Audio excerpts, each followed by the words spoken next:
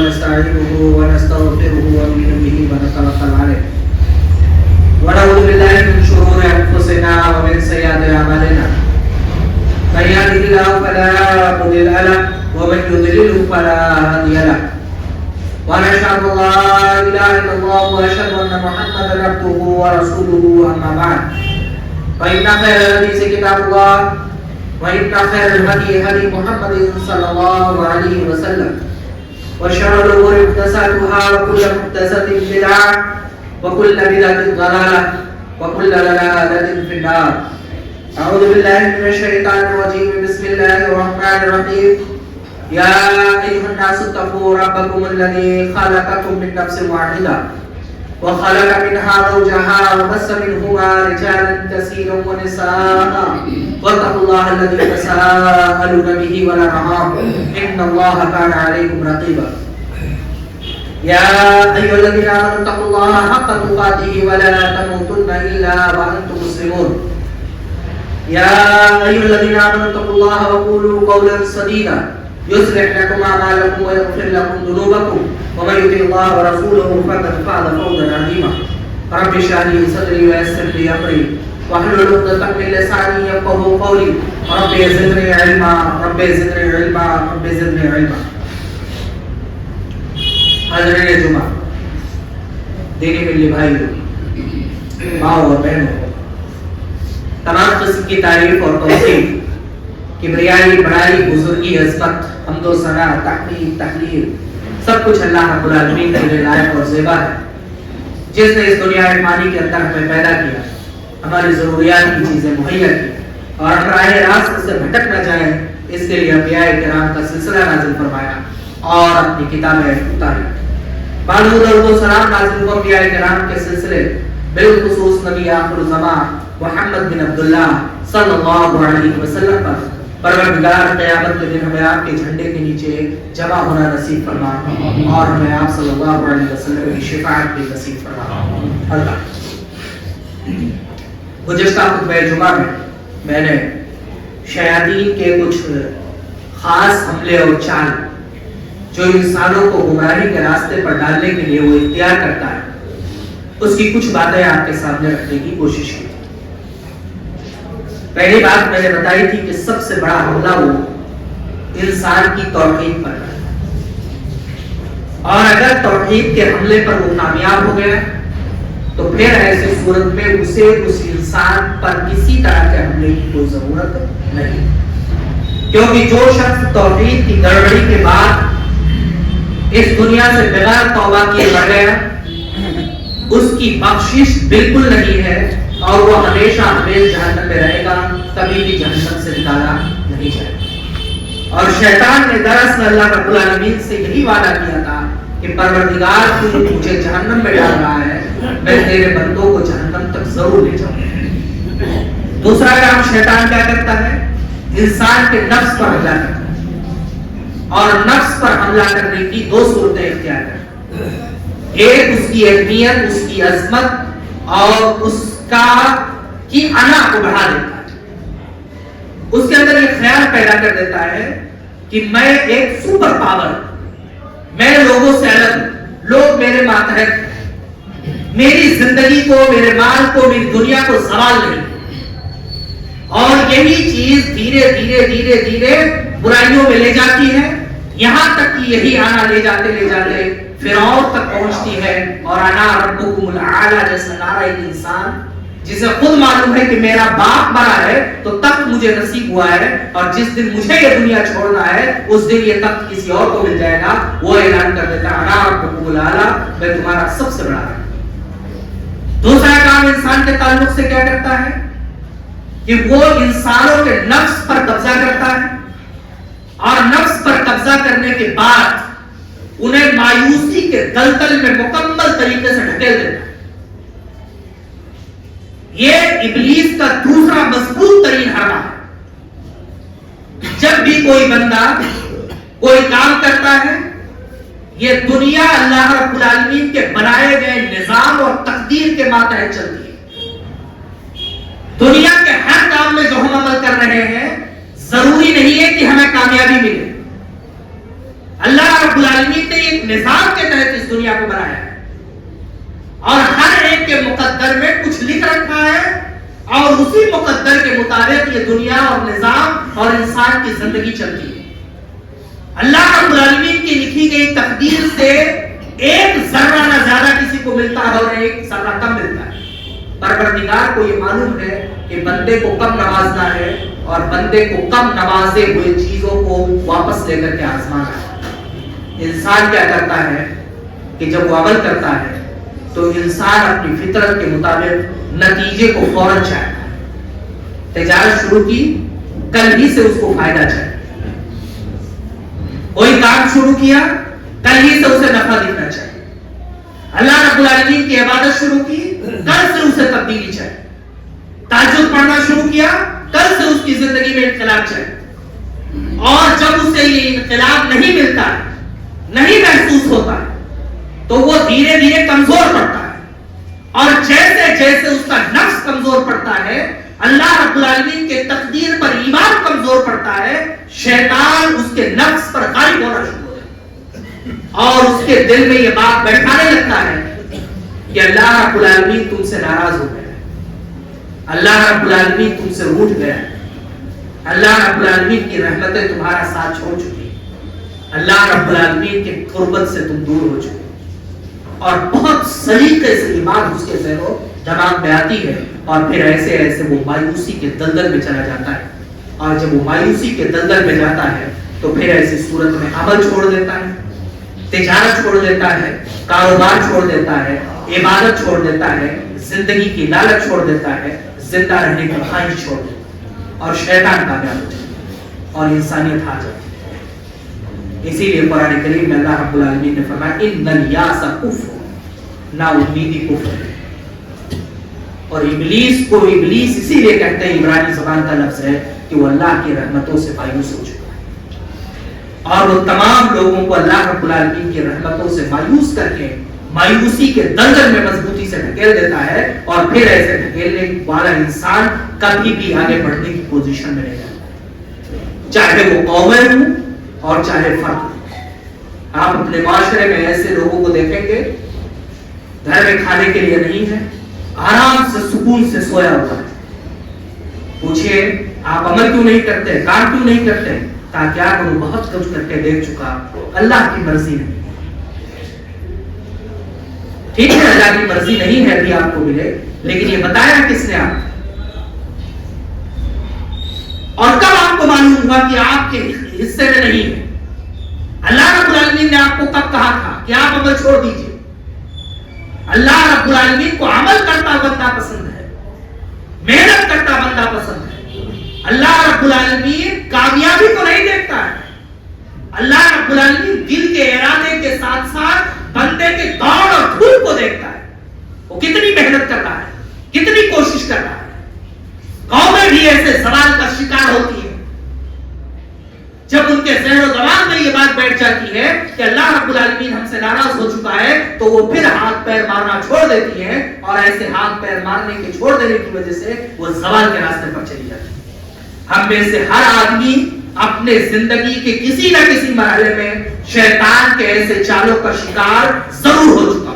ایک بات تنہائی میں ضرور ہے اور یہ جان لیجئے کہ یہ شیاطین کے چال ہیں جو ہمیں اور آپ کو مایوسی کے دلدل میں اور نا امیدی کے دلدل میں ڈھکیلتے ہیں. اور اس لیے ڈھکیلتے ہیں تاکہ ہمارے عمل کرنے کا جذبہ کمزور پڑ جائے, محنت کرنے کا جذبہ کمزور پڑ جائے, مال کمانے کا جذبہ کمزور پڑ جائے, آگے بڑھ کر کے عبادتیں کرنے کا جذبہ کمزور پڑ جائے, اپنی آل و اولاد کی نگرانی دیکھ ریکھ ان کی پرورش کا جذبہ کمزور پڑ جائے, قوم و ملت کے لیے محنت کرنے کا جذبہ کمزور پڑ جائے. یہ سب کچھ شیطان کے عمل کی وجہ سے ہوتا ہے اور اس کا علاج یہی ہے کہ آپ عزم کر لیجیے اور کھڑے ہو جائیے. آپ کو جب جب یہ احساس ہونے لگے کہ میری زندگی نیچے جا رہی ہے, اللہ رب العالمین کی رحمت مجھے چھوڑ چکی ہے, اللہ رب العالمین کی پکڑ سے میں دور ہو چکا ہوں, تب تب اللہ رب العالمین کو راضی کرنے کی انتہائی محنتیں شروع کر دیجئے. لا حول ولا قوت الا باللہ. اور اسی طریقے سے جتنی صبح و شام کی دعائیں ہیں کثرت سے ورد کرنا شروع کر دیجئے.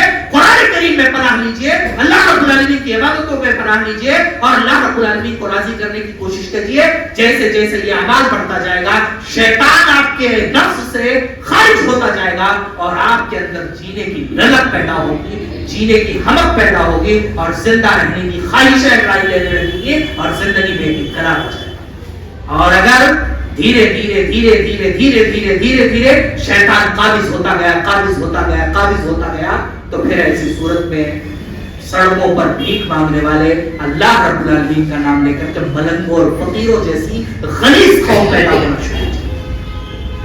ایک تو ملت کا سرمایہ یہ لوگ دے سکتے تھے کما کر, وہ نہیں دیتے ہیں. زکات دے سکتے تھے, وہ نہیں دیتے ہیں. اور زکات کا, صدقات کا, لوگوں کے عطیات کا ایک باپ پر مقدار کھا جاتے ہیں اور اللہ رب العالمین کی ناراضگی اور غضب کا سبب بھی بنتے ہیں. اللہ رب العالمین کو عمل کرنے والے بندے پسند ہیں, ایک قدم چلنے والا بندہ پسند ہے, خاموش رہ جانے والا, چپ جانے والا بندہ پروردگار کو پسند نہیں. شیطان کا ایک حملہ یہ ہوتا ہے اور ہم میں سے ہر آدمی اپنی زندگی میں کبھی نہ کبھی اسے محسوس کرتا ہے, جانتا ہے. کبھی کبھی وہ نفس کو بلندی دے کر کے اعلیٰ کے درجے تک پہنچاتا ہے اور کبھی کبھی نفس کو مایوسی کے غار میں لے جا کر کے یہاں کھڑا کر دیتا ہے کہ وہ آدمی سوچنے لگتا ہے زندہ رہنے سے کیا فائدہ, زندگی کا خاتمہ کر لیتے ہیں تو کم سے کم سکون تو مل جائے گا. یہ دنیا ہمارے لیے نہیں ہے, اس دنیا کے لیے ہم نہیں ہیں. جب بھی اس طرح کے دونوں خیالات آئیں اللہ رب العالمین سے قربت کو تیز کر دیجئے, قرآن کریم میں پناہ لیجئے, نمازیں زیادہ سے زیادہ ادا کیجئے, اذکار زیادہ سے زیادہ پڑھیے اور شیطان کے تمام پھندوں کو نوچ کر کے پھینکنے کی کوشش کیجئے. تیسری اور آخری قسم اس سلسلے کی شیطان جو کرتا ہے وہ یہ کہ انسان کے نفس پر قبضہ کرتا ہے اور اسے دھیرے دھیرے عبادتوں سے, اللہ کے تعلق سے اور عام انسانوں کے تعلق سے دور کرنے کی کوشش کرتا ہے. اللہ رب العالمین کے تعلق سے دور کرنے کی کوشش ایسے کرتا ہے. اگر وہ دھیرے دھیرے اس چال کو نہیں چلتا ہے, سمجھتا ہے, تو پھر ایسی صورت میں مکمل اس کی پکڑ میں چلا جاتا ہے. نبی کریم صلی اللہ علیہ وسلم کی ایک مشہور روایت میں آپ کے سامنے اشارہ پر پیش کروں. آپ نے فرمایا کہ جب فجر کی نماز کے وقت بندہ نہیں جاگتا ہے تو شیطان اس کے پاس آتا ہے, اس کے ہاتھ پاؤں دبانے لگتا ہے اور جب نماز کا وقت ہونے لگتا ہے تو اس کے سر کے پیچھے کے حصے میں گاٹھ ڈال دیتا ہے اور چلا جاتا ہے. جب وہ وضو کرتا ہے اور نماز پڑھتا ہے تو وہ بندھن کھل جاتا ہے اور اگر اس نے نماز نہیں پڑھی اور وضو نہیں پڑھا تو وہ بندھن مضبوط ہوتا جاتا ہے. وہ بندھن لگا ہے. بندھن اور گاٹھ جانتے ہیں کسے کہتے ہیں؟ جادو. اور جادو کہاں سے آیا ہے؟ شیطان سے. وما کفر سلیمان ولكن الشیاطین کفروا یعلمون الناس السحر. سلیمان نے کفر نہیں کیا تھا علیہ السلام, شیاطین نے کفر کیا تھا, وہ لوگوں کو جادو سکھاتے تھے. انسانوں میں جادو کہاں سے آیا؟ شیاطین کی طرف سے, جناتوں کی طرف سے. اور جتنے بھی دنیا میں جادو کیے جاتے ہیں تمام جادو میں شیاطین کی موجودگی ضروری ہوتی ہے. ان کی مدد کے بغیر جادو کامیاب نہیں ہوتا ہے. اور ایسے وہ افراد جو اللہ رب العالمین کی رضا کے لیے آگے نہیں بڑھتے ہیں, شیطان روز ان کے اوپر جادو کرتا ہے, ایک ایک گرا لگا.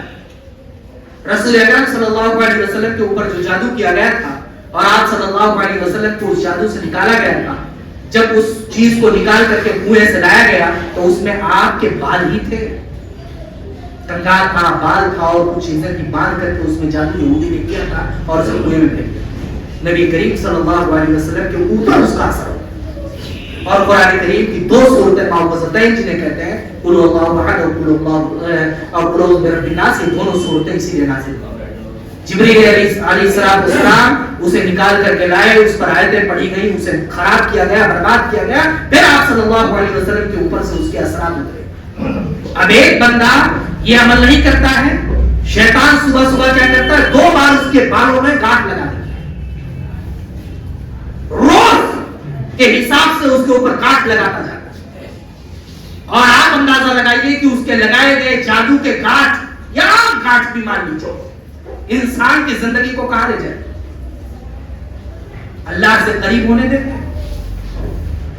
اللہ رب العالمین کی عبادتوں کے قریب ہونے دیں گے؟ اس کے دل میں محبت الہی پیدا ہونے دیں گے؟ اس کے دل میں دنیا کی عظمت کو کمزور کر کے آخرت کی عظمت کو جوان ہونے دیں گے؟ اس کے دل میں یہ احساس پیدا ہونے دیں گے کہ ایک دن یہ دنیا چھوڑ کر کے جانا ہے اور اللہ رب العالمین کے سامنے کھڑا ہونا ہے؟ تو شیطان ایک مضبوط ترین عمل کرتا ہے کہ اگر انسان اس کے چنگل میں پھنس جاتا ہے تو دھیرے دھیرے دھیرے دھیرے دھیرے دھیرے اس پر ایسے قابض ہو جاتا ہے کہ مکمل طریقے سے اسے اپنے چنگل میں باندھ لیتا ہے اور پھر وہ اس کا بندہ ہو کر کے رہ جاتا ہے، ادھر ادھر بالکل نہیں ہل سکتا۔ یہ بات قرآن کریم میں کئی جگہ کہا گیا ہے، بلکہ جہاں سود کا ذکر کیا ہے وہاں ایک مثال کے طور پر اللہ کے رسول صلی اللہ علیہ وسلم نے، اللہ رب العالمین نے بتایا کہ قیامت کے دن سود کھانے والے ایسے ہی اٹھیں گے کما یتخبطهم الشیطان من المس، جیسے شیطان نے انہیں چھو کر کے مجنون کر دیا ہوگا اور پاگل کر دیا ہوگا۔ شیطان چھو لے تو پاگل اور مجنون ہو جاتا ہے، روز شیطان اس کے اوپر گاٹ ڈالے پھر وہ کتنا بڑا مجنون اور پاگل ہو جائے گا اور اس کی زندگی میں کتنا بڑا انقلاب آ جائے گا۔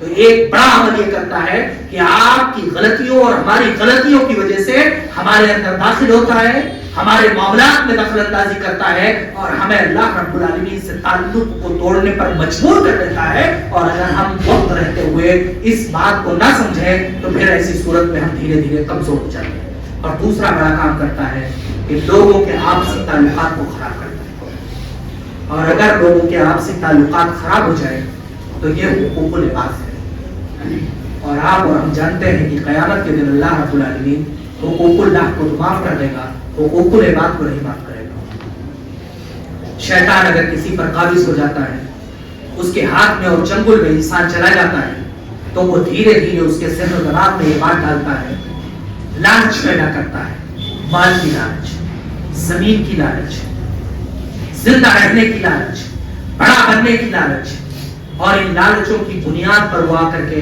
لوگوں کے حقوق میں حق تلفی کرتا ہے، بے ایمانی کرتا ہے تاکہ مال بڑھ جائے، زمین میں بے ایمانی کرتا ہے تاکہ زمین کا زیادہ مالک ہو جائے، اپنے حدود کا جو ہے ناجائز استعمال کرتا ہے تاکہ وہ بڑا ہو جائے، اور یہ تمام چیزیں قیامت کے دن کتنی بڑی تباہی کا سبب بنے گی۔ رسول اکرم صلی اللہ علیہ وسلم کی ایک روایت کی طرف اشارہ کرتا ہوں، آپ نے فرمایا صحابہ سے کہ مسکین کون ہے؟ اللہ کے رسول صلی اللہ علیہ وسلم مسکین اسے کہتے ہیں من لا درہم ولا دینار لا، جس کے پاس روپے اور پیسہ نہ ہو۔ کہا ہماری امت کا مسکین وہ ہے، ہماری امت کا مسکین دراصل وہ شخص ہے جو قیامت کے دن بہت ساری عبادتیں، روزی، صدقے، زکات، حج وغیرہ کا ثواب لے کر کے آ جائے گا، لیکن کسی کو گالی دی ہوگی، کسی کو برا بھلا کہا ہوگا، کسی کا بے ایمانی کیا ہوگا، کسی کی چوری کی ہوگی، کسی کے ساتھ زیادتی کی ہوگی، اور اللہ رب العالمین اس کی تمام نیکیاں اس سے چھین کر کے ان دعویٰ کرنے والے لوگوں کو دے دے گا، اور جب نیکیاں کمزور پڑ جائیں گی تو پروردگار تمام دعویٰ کرنے والوں کے گناہوں کو اس کے سر پر لا کر کے اسے جہنم میں ڈال دے گا، تمام نیکیاں اور برائیاں تباہ ہو جائیں گی۔ شیطان کا ایک عام حملہ مضبوط ترین لوگوں کے تعلقات کے بگاڑنے پر ہوتا ہے، اسی لیے اللہ کے رسول صلی اللہ علیہ وسلم نے غصے کو شیطانی عمل کہا ہے، اور آپ نے کہا ہے کہ جب غصہ آئے تو کھڑے ہو تو بیٹھ جاؤ، بیٹھے ہوئے ہو تو لیٹ جاؤ، کھڑے ہو تو چلنے لگو، لیٹے ہوئے ہو تو اٹھ کے کھڑے ہو جاؤ، حالات تبدیل کر دو، شیطان کے چنگل سے نکل جاؤ، پانی پی لو، لا حول ولا قوت الا باللہ پڑھ لو، استغفار کر لو، توبہ کر لو، کیونکہ غصہ بنیاد ہے، اور جیسے ہی انسان غصے کے قریب جاتا ہے شیطان اس میں گھسنے کی کوشش کرتا ہے اور اسے مضبوطی کے ساتھ اس غصے کو ایک جوالا مکھی بنا کر کے ابھارنا چاہتا ہے۔ اسی لیے اللہ کے رسول صلی اللہ علیہ وسلم نے لوگوں سے تعلقات کو مضبوط کرنے اور بہتر کرنے پر اتنا زور دیا ہے۔ شیطان مضبوطی کے ساتھ ایک انسان پر اسی طرح سے حملہ کرتا ہے، کسی کے پاس آیا، اس کے ذہن و دماغ میں ایک بات ڈالی کہ فلاں آدمی کیسا برا آدمی ہے، تم راستے سے گزرتے ہو تو سلام بھی نہیں کرتا ہے، تمہارے خلاف لوگوں سے بات کرتا ہے، زیادتی کرتا ہے، اور انسان کیا کرتا ہے، اس کے چنگل میں پھنس کر کے تحقیق حال کرنے کے بجائے اپنے دل میں بغض پالنا شروع کر دیتا ہے، اپنے دل میں حسد پالنا شروع کر دیتا ہے، اپنے دل میں دشمنی پالنا شروع کر دیتا ہے اور دھیرے دھیرے کیا کرتا ہے، دونوں کے تعلقات دور ہو جاتے ہیں. اور انسان ہونے کے ناطے جب تعلقات دور ہوتے ہیں تو انسان خاموش نہیں بیٹھتا ہے، اس کے خلاف کوئی نہ کوئی عمل ضرور کرتا ہے، اور یہی سارے عمل حقوق العباد میں چلتے ہیں. لہذا شیاطین کے معاملات سے اگر دور رہنا ہے تو اس کا صرف ایک کام ہے، توحید کو مضبوط کیجیے اور اللہ رب العالمین سے تعلق کو جوڑیے. گھروں کو قبرستان بنانے سے بچائیے، وہاں زیادہ سے زیادہ نماز ادا کیجیے، قرآن کریم کی تلاوت کیجیے. شیاطینی اعمال جو ہے، گانا بچانا، ان سے اپنے گھروں کو پاک رکھیے. لڑائی جھگڑے جو گھروں کے اندر ہوتے ہیں، ان گھروں کے آپسی لڑائی جھگڑے کو بند کیجیے. شیطان کے قابض ہونے کی بڑی وجوہات میں سے ایک بڑی وجہ ہے. اختلافات جہاں ہوتے ہیں شیطان وہاں مضبوط ترین قبضہ کرتا ہے. اپنے تعلقات کو درست کیجیے، زیادہ سے زیادہ قرآن کریم کی تلاوت کیجیے اور زیادہ سے زیادہ اللہ رب العالمین کو راضی کرنے کی کوشش کیجیے. نہیں تو شیطان دھیرے دھیرے قابض ہوتے ہوتے ایک انسان کو دنیا اور آخرت میں قریب لاتے ہیں. اللہ رب العالمین ہمیں کہنے سننے سے زیادہ عمل کرنے کی توفیق دے. اللہ رب العالمین جب تک ہمیں اس دنیا میں زندہ رکھے، ایمان اسلام پر زندہ رکھے. پروردگار جب ہمارا خاتمہ ہو تو دین پر ہو، ایمان پر ہو اور اسلام پر ہو. وآخر دعوانا الحمدللہ رب العالمین.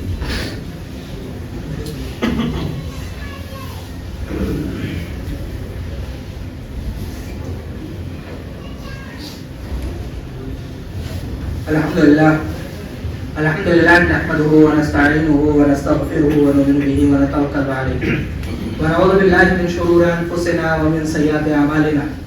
من يهده الله فلا مضل له ومن يضلل فلا هادي له. ونشهد ان لا اله الا الله ونشهد ان محمدا عبده ورسوله. اما بعد فان خير الحديث كتاب الله وان خير الهدي هدي محمد صلى الله عليه وسلم وشر الامور محدثاتها وكل محدثة بدعة وكل بدعة ضلالة وكل ضلالة في النار. محترم حاضرین جمعہ، گزشتہ 3 جمعوں میں میں نے شیطان کے حملے کے راستے اور انسانی زندگی پر اس کے مضر اثرات کے تعلق سے کچھ باتیں آپ کے سامنے رکھی. اس کو خلاصے کے طور پر 2-4 لفظوں میں اگر کہنا چاہیں تو آپ کہہ سکتے ہیں کہ انسان سے شیطان کی کشمکش اور جنگ انسانوں کی پیدائش کے وقت سے شروع ہوئی،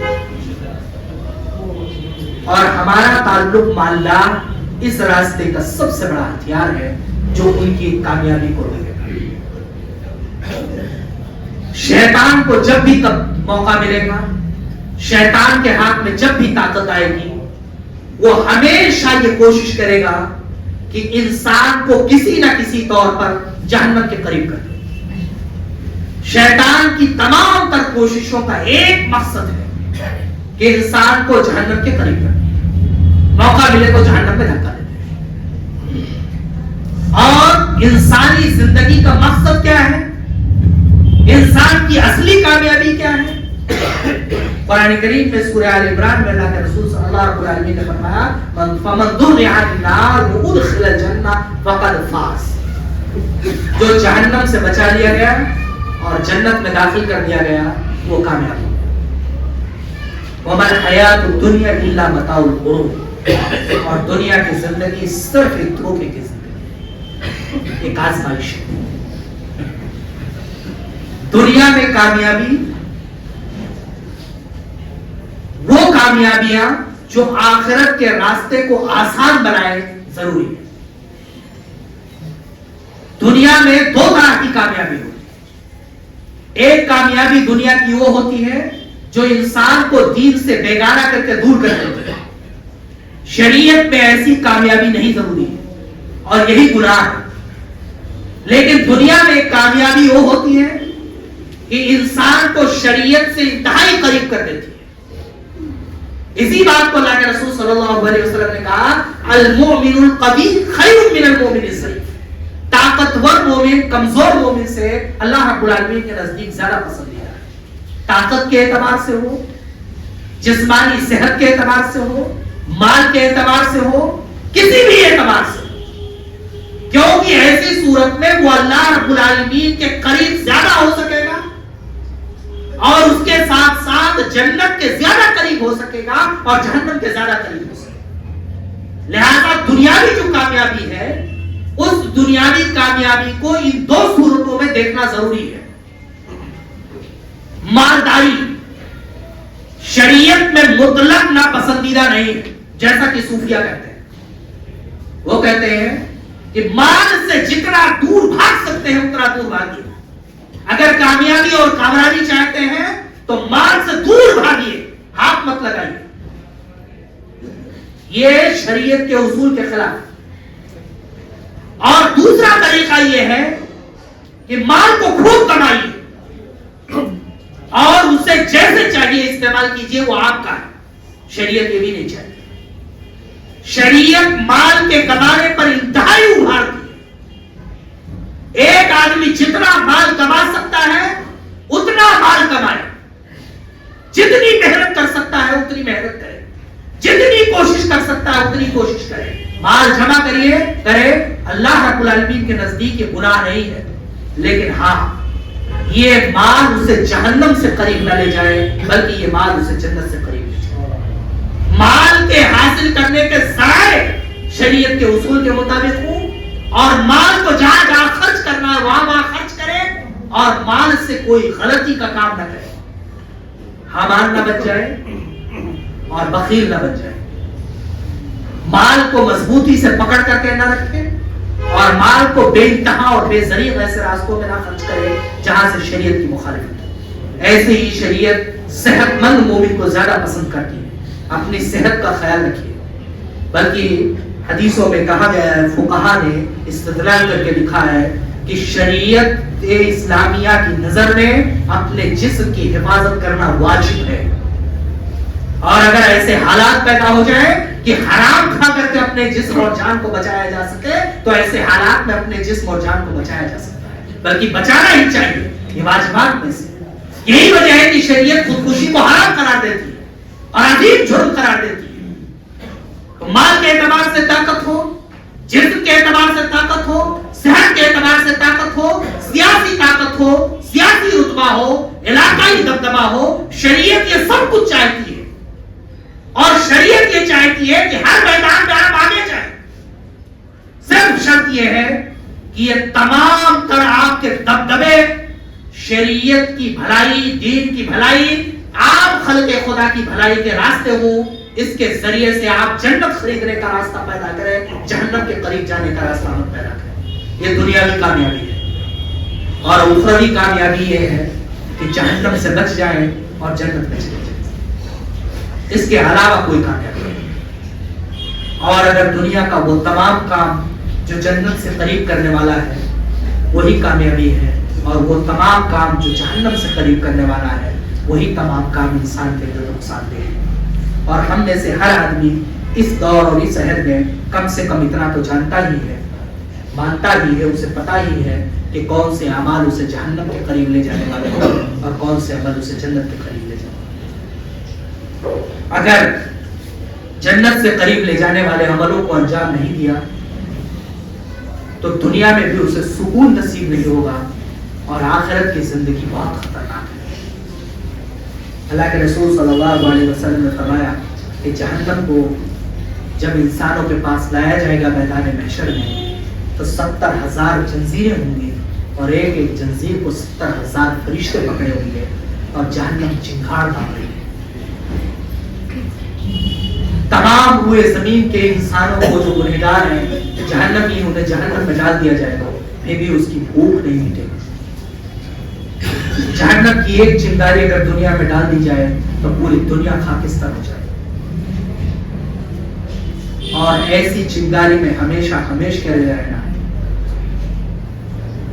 60 سال 70 سال کی زندگی ہے تیاری کرنے کے لیے, اور اللہ رب العالمین کو راضی کرنے کے لیے چند قطرے آنسو کافی ہیں. کبھی بھی خلوص دل سے گر جائیں, پروردگار کی تمام محبتوں کو پسیج سکتے ہیں. وہ 70 ماؤں سے زیادہ محبت کرنے والا ہے اپنے بندوں سے. ایک ماں اپنے بیٹے سے, اپنی اولاد سے, اپنی بیٹی سے کتنی بھی ناراض ہو, کتنا بھی غصہ ہو, اس کی آنکھوں سے آنسو کے چند قطرے گر جائیں اس کے وجود کو ہلا دیتے ہیں. اور اور اللہ رب العالمین 70 ماؤں سے زیادہ اپنے بندے سے محبت کرنے والا ہے. اور اگر اتنا محبت کرنے والا پروردگار ناراض ہو کر کے جہنم میں ڈال دے تو پھر آپ اندازہ لگا لیجئے کہ اللہ رب العالمین کا غضب کتنا ہوگا.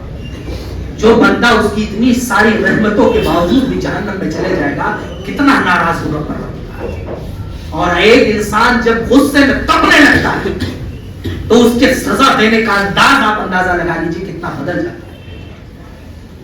عام حالات میں جب وہ سزا دیتا ہے تو وہ سزا اتنی خطرناک نہیں ہوتی، لیکن اگر کسی سے انتہائی محبت کرتا ہو اور اعتماد کرتا ہو، انتہائی محبت اور اعتماد کے باوجود وہ آدمی اسے دھوکہ دے، اس کے غصے کا، اس کے غضب کا عالم کیا ہوگا. آپ اپنی دکان میں کسی کو مزدور رکھیے اور پوری دکان اسے سونپ دیجیے اور آپ کو 10 سال 20 سال کے بعد یہ پتا چلے کہ یہ آدمی جس پر میں نے اتنا اعتماد کیا، سب کچھ اس کے ہاتھوں میں سونپ دیا، یہ میرے پیٹھ پہ چھڑا بھونکتے رہا. آپ کے غصے کا، غضب کا عالم کیا ہوگا. آپ اندازہ لگائیے کہ پروردگار جو عدم سے وجود بخشا، جو سانسوں سے لے کر کے کھانے پینے کی چیزیں مہیا کر رہا ہے، جو قدم قدم پر ہم لوگوں کی زندگی کو سنوار رہا ہے، 60-70 سال موقع دیا، ہر وقت 5-5 نمازیں دی، ہر رکعت میں 2 سجدے دیا جب وہ سب سے زیادہ قریب آ جاتا ہے، ہر دن آسمان دنیا پر اتر کر کے آتا ہے اور اعلان عام کرتا ہے کوئی توبہ کرنے والا ہے، کوئی مغفرت طلب کرنے والا ہے، کوئی استغفار کرنے والا ہے، کوئی اپنے گناہوں کا اعتراف کر کے مانگنے والا.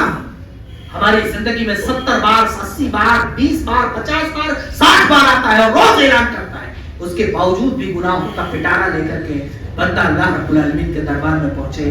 آپ اندازہ لگائیے رب العالمین کے غضب کا عالم کیا ہوگا اور اس غضب میں اس کی سزاؤں کا عالم کیا ہوگا. لہٰذا دنیا کی کامیابی اور آخرت کی کامیابی ایک ہے، جہنم سے بچ جانا اور جنت کی. میری زندگی کا مقصد تیرے دین کی سرفرازی، میں اسی لیے مسلمان، میں اسی لیے نماز، میں زندہ اس لیے ہوں پروردگار تاکہ تیرے دین کے لیے زندہ رہوں، اور میری وفات بھی ہو تو میرے تیرے دین ہو. لہٰذا اگر کامیابی چاہتے ہیں، کامرانی چاہتے ہیں، اپنے آپ کو کامیاب کرنا چاہتے ہیں تو آج سے ہی عہد کر لیجیے کہ شریعت اسلامیہ کے ان اصولوں پر اپنی زندگی گزاریں گے جو اللہ کو پسند ہے اور جو اس کے رسول کو پسند ہے. اور سب سے بڑی دنیا اور آخرت کی کامیابی یہی ہے. اور جو بندہ اللہ نہ چاہے کہ ناکام ہو، اس کی زندگی تباہی اور بربادی کے اس دہانے پر جا کر کے کھڑی ہو جائے گی جس کا اندازہ دنیا میں ہماری یہ عقل لگا تک نہیں سکتی. جہنم کی آگ کی ایک چنگاری جو دنیا کو خاکستر کر سکتی ہے، قیامت کے دن اس چنگاری میں نہیں بلکہ اس گڈھے میں زندگی گزارنا ہے اور پوری حیات کوئی زندگی کا خاتمہ نہیں. چمڑے جل جائیں گے، دوسرے چمڑے دیے جائیں گے، تمام تر مصیبتوں اور پریشانیوں کے ساتھ. لہٰذا میرے مسلمان بھائیوں، ہم تمام لوگوں کو اللہ رب العالمین کو راضی کر کے اپنی دنیا اور آخرت کو سنوارنے کے لیے ہر کوشش کرنی چاہیے. کامیابی اور کامرانی یہی ہے کہ جہنم سے بچ جائیں اور جنت میں داخل ہو جائیں. پروردگار ہمیں پہلے سنت سے زیادہ عمل کرنے کی توفیق دے. اللہ رب العالمین جب تک ہمیں دنیا میں زندہ رہے، ایمان اسلام اور دین پر زندہ رہے. پروردگار جب ہمارا خاتمہ ہو تو ایمان پر، اسلام پر اور دین پر ہو. اللہ رب العالمین ہمیں جو بیمار ہیں انہیں شفا کلی عطا فرما. اللہ رب العالمین ہمیں جو انتقال کر دے ان کی قبروں کو نور سے بھر دے، انہیں جنت الفردوس میں اعلیٰ سے اعلیٰ مقام دے. اللہ رب العالمین دنیا میں مسلمان جہاں کہیں بھی پریشان حال ہیں، رب العالمین ان کی پریشانیوں کو دور فرما، غیر سے ان کی مدد کی کوئی سبیل عطا فرما. اللہ رب العالمین ہمیں جو مقروض ہیں ان کے قرض کی ادائیگی کی کوئی سبیل عطا فرما. اللہ رب العالمین ہمیں ہمت دے، حوصلہ دے، توفیق دے کہ اپنے بزرگوں کی وراثتوں کی حفاظت کر سکیں. اللہ رب العالمین ہمیں ہمت دے، حوصلہ دے، توفیق دے کہ ہم اپنے آئندہ آنے والی نسلوں کو دین کے لیے مخلص بنا سکیں، دین کا تابع بنا سکیں. اللہ رب العالمین ہم تمام لوگوں کو جنت میں داخل فرما اور ایسے عمل کرنے کی توفیق دو جو جنت کی طرف لے جائیں. اور اللہ رب العالمین ہم تمام لوگوں کو جہنم سے دور کر اور ایسے عمل کرنے کی توفیق دو جو جہنم سے دور لے جاتی ہے. اللہ رب العالمین ہم تمام لوگوں کو شیطان کی چالوں کو سمجھنے اور اس سے اپنے آپ کو دور کرنے کی توفیق دے. اللہ رب العالمین شیطان کی تمام چالوں پر ہمیں غلبہ حاصل کرنے کی توفیق دے. وآخر دعوانا الحمدللہ رب العالمین. اللهم صل على محمد وعلى آل محمد كما صليت على إبراهيم وعلى آل إبراهيم إنك حميد مجيد. اللهم بارك على محمد وعلى آل محمد كما باركت على إبراهيم وعلى ابراہیم انک حمید مجید ان اللہ یامرکم بالعدل والإحسان وإیتاء ذی القربى وینہی عن الفحشاء والمنکر والبغی یعظکم لعلکم تذکرون اذکروا اللہ یذکرکم واستغفروا لکم ولذکر اللہ تعالی أعلی وأعلی.